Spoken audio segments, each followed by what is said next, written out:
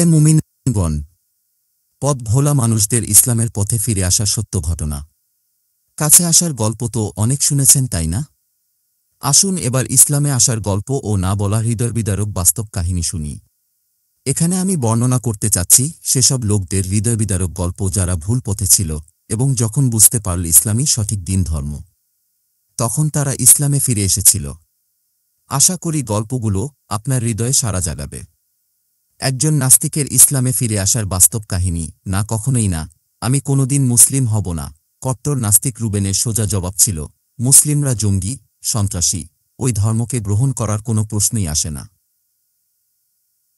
অস্ট্রেলিয়ার তরুণ রুবেন জানান, তার পিতামাতা তাকে শিখিয়েছেন, আমরা প্রাকৃতিক নিয়মে জন্ম নিয়েছি, এই প্রাকৃতিক নিয়মগুলি প্রাকৃতিকভাবেই ছিল আর প্রাকৃতিকভাবেই থাকবে। প্রকৃতি নিজেকে স্রষ্টা দাবি করে না, এমনি এমনিই নিয়মগুলি হয়েছে, এমনি এমনিই পানি থেকে জীবন এসেছে, এতে কোনো স্রষ্টা লাগেনি, তাই স্রষ্টা নেই। আবার একদিন আমরা এমনি এমনিই মরে যাব, প্রকৃতির অংশ হয়ে যাব, মরার পরে কোনো জবাবদিহিতা, হিসাব নিকাশ নেই, এসব বাজে কথা, অলীক কল্পনা মাত্র।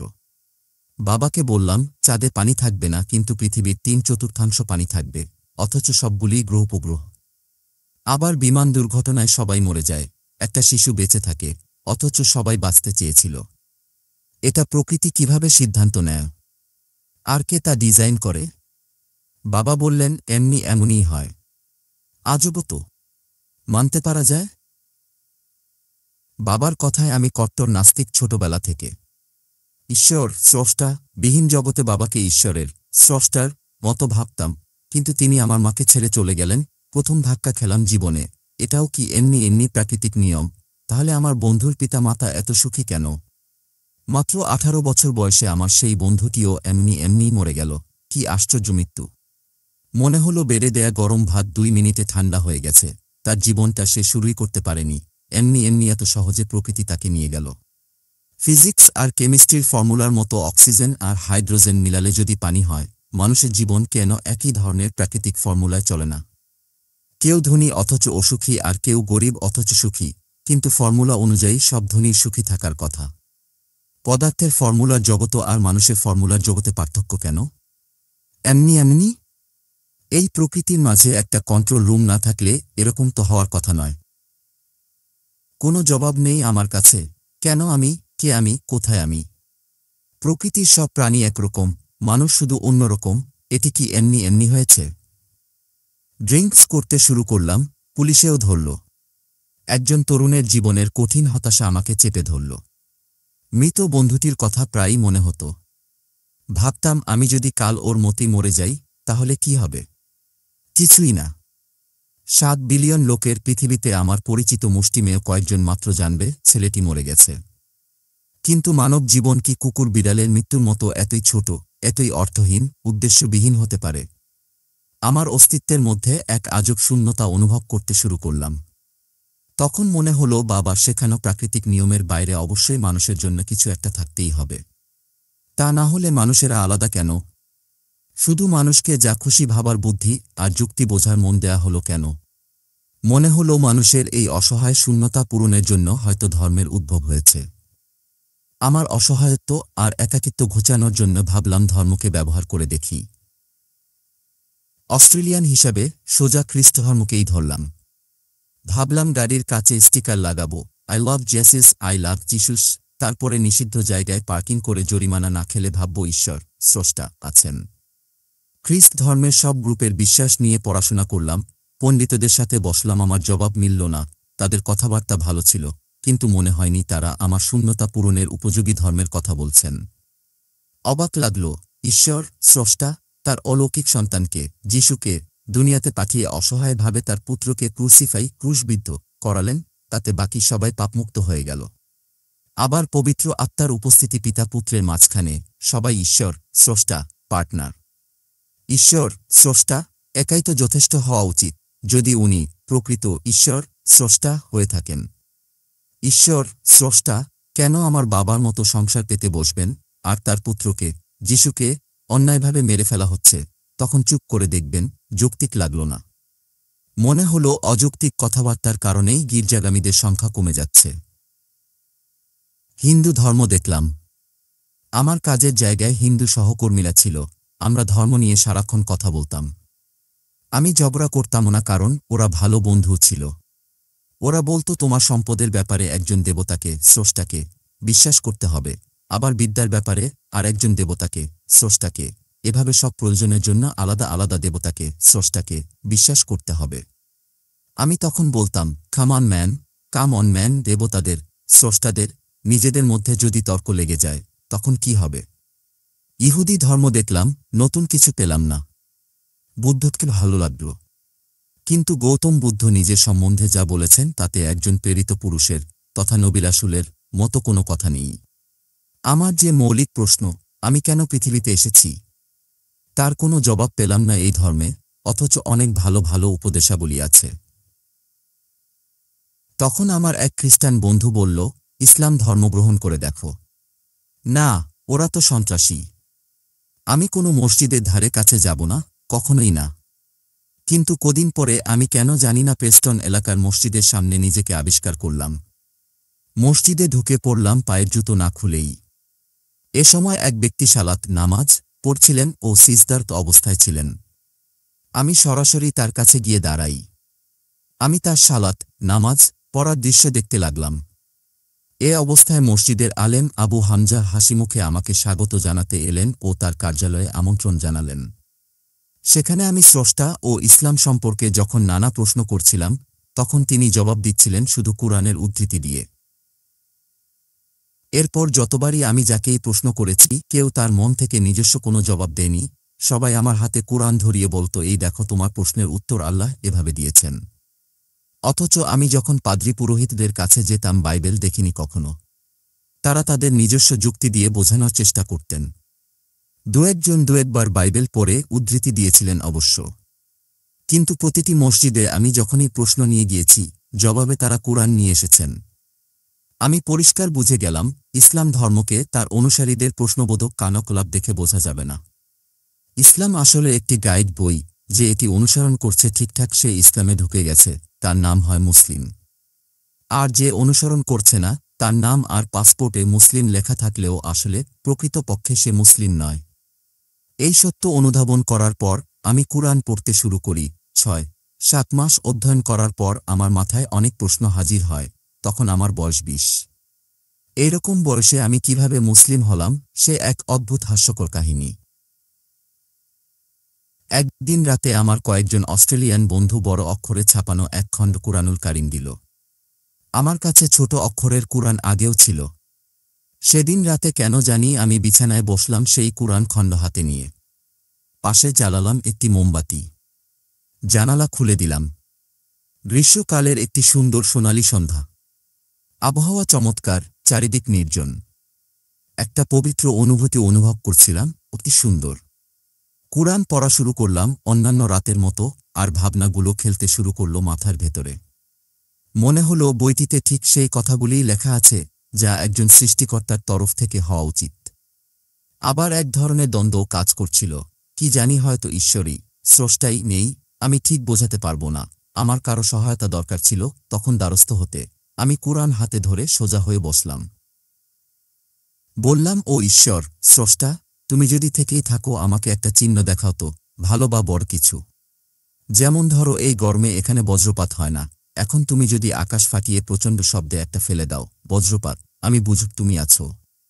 অথবা নিঃশব্দে একটা বিদ্যুৎ চমক দেখাও আকাশের দিগন্তে আলোক ছটা নিয়ে। যদি তুমি এরকম শোনাও বা দেখাও, আমি তোমারই গোলাম হয়ে যাব, কথা দিলাম। আকাশে তারা ছাড়া আর কোনো আলো নেই, বজ্রপাত তো দূরের কথা, জেট বিমানেরও কোনো শব্দ এলো না। ঠিক আছে, অসময়ে বজ্রপাতের জন্য হয়তো তুমি রাজি নও ঈশ্বর, স্রষ্টা, তাহলে মটমট করে একটা ডাল বা কোনো কিছু ভাঙার শব্দ শোনাও না। কিন্তু না, কিছু কানে এলো না।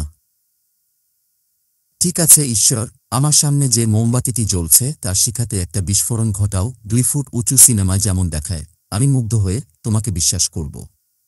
মোমবাতি মিটমিট করেই জ্বলতে থাকল। আমি অপেক্ষায়, অথচ কিছু ঘটছে না। একটু হতাশা আর গোসা অনুভব করলাম। বললাম, ঈশ্বর, স্রষ্টা, তুমি নিজেকে সবচেয়ে শক্তিশালী দাবি করো, অথচ আমাকে তোমার কোনো চিহ্ন নিদর্শন দেখাতে পারলে না। ঠিক আছে, আমি তোমাকে আর একটা সুযোগ দিচ্ছি। বজ্রপাতটি একটু বেশি চাওয়া হয়ে গেছে, সবসময় যা হয় সেরকম কিছু করাও, একটা গাড়িকে লম্বা হর্ন দিয়ে রাস্তা দিয়ে পার করাও। আমি এত ছোট কিছু চাইছি তোমাকে বিশ্বাস করার জন্য। ধরে নেব এটাই আমার জন্য তুমি আছো তার চিহ্ন, ঠিক আছে? অবাক কাণ্ড, ঈশ্বর, স্রষ্টা, একটা ট্যাক্সিও খুঁজে পেলেন না যেটা হর্ন দেয়। মনটা খারাপ হলো, চুপ মেরে আছি। মনে হলো আমি মহাশূন্যের নিস্তব্ধতায় বসে আছি। একটি পিঁপড়ার পায়ের শব্দ শুনছি না। আমি একটু ভেঙেই পড়লাম, ভেবেছিলাম আজকের এই মুহূর্তটিতে আমি কিছু একটা খুঁজে পাব, যা ঈশ্বর, স্রষ্টা থাকার নিদর্শন। না, কিছু হলো না। হতাশ হয়ে অলস ভঙ্গিতে কুরআন হাতে উঠিয়ে পৃষ্ঠা উল্টাতেই চোখ আটকে গেল একটি আয়াতের দিকে। ইন্না ফিস সামাওয়াতি ওয়াল আরদি লাআয়াতিন লিল মুমিনিন وفي خلقكم وما يبث من دابة آيات لقوم يوقنون واختلاف الليل والنهار وما أنزل الله من السماء من رزق فأحيا به الأرض بعد موتها وتصريف الرياح آيات لقوم يعقلون আকাশে এবং জমিনে মুমিনদের শিক্ষার জন্য অবশ্যই নিদর্শন আছে। তোমাদের সৃষ্টিতে আর প্রাণীকুল ছড়িয়ে দেয়ার মাঝে নিদর্শন আছে নিশ্চিত বিশ্বাসীদের জন্য। রাত ও দিনের আবর্তনে আর আল্লাহ আকাশ থেকে যে বৃষ্টি বর্ষণ করেন তা দিয়ে জমিনকে তার মৃত্যুর পর আবার জীবিত করেন, আর বায়ুর পরিবর্তনে জ্ঞানী সম্প্রদায়ের জন্য নিদর্শন রয়েছে। সূরা আল জাসিয়া আয়াত ৩, ৪, ৫। হঠাৎ মর্মে অনুধাবন হল, ছোটবেলা বাবা বলেছিলেন, এমনি এমনি হয় প্রাকৃতিক নিয়মগুলি। আমার বোঝা হয়ে গেল এমনি এমনি কিছু হয় না, তাতে একজন ডিজাইনার লাগে। তিনি আমাকে তার উপস্থিতি জানিয়েছেন। আমি এখন মুসলিম হব। পরদিন সন্ধ্যায় রমজানের প্রথম রাতে আমি যখন মসজিদে অপেক্ষা করছিলাম আর অসংখ্য মুসলিম তারাবিহর সালাত নামাজ পড়ছিল, তখনও এক ধরনের ভয় কাজ করছিল মনের ভেতর। কিন্তু যখন শেখ ফাহমি আমাকে সত্যই শাহাদা সাক্ষ্য পড়াচ্ছিলেন, কোথায় চলে গেল সব দ্বিধা। মনে হলো কাদেরকে ভাবতাম এতদিন সন্ত্রাসী। মনে হচ্ছিল আমি একা কোথাও দাঁড়িয়ে, মাথার উপর গড়িয়ে পড়ছে ঠান্ডা জল, অদ্ভুত এক পবিত্র স্নানে নির্মল হয়ে উঠছে আমরা সর্বাঙ্গ তনুমন। সব মুসলিম ভাইয়েরা আমাকে আলিঙ্গন করে যাচ্ছে মায়া আর ভালোবাসার স্পর্শ নিয়ে। আমি প্রস্ফুটিত হয়ে উঠছি। ১৯৯৬ সনে রুবেন মাত্র ২০ বছর বয়সে আবু বকর নাম ধারণ করেন আর বলেন, পশ্চিমারা ধর্মান্তরিত হলে বলে কনভার্ট। মানুষ যখন ইসলাম ধর্মে ঢোকে সে কনভার্ট নয়, সে হয় রিভার্ট, যিনি ফিরে আসেন। মুসলিম কোনো নাম নয়, মুসলিম একটি ক্রিয়াপদ, ভার্ব। আমার বাসার পেছনে যে বড় গাছটি আছে সে আল্লাহর হুকুম পালন করছে, আল্লাহ তাকে যা নির্দেশ দিয়েছেন তাই মেনে চলছে। গাছটি মুসলিম, আল্লাহর কাছে আত্মসমর্পণকারী, কারণ সে আল্লাহর ইচ্ছার কাছে নিজেকে সঁপে দিচ্ছে।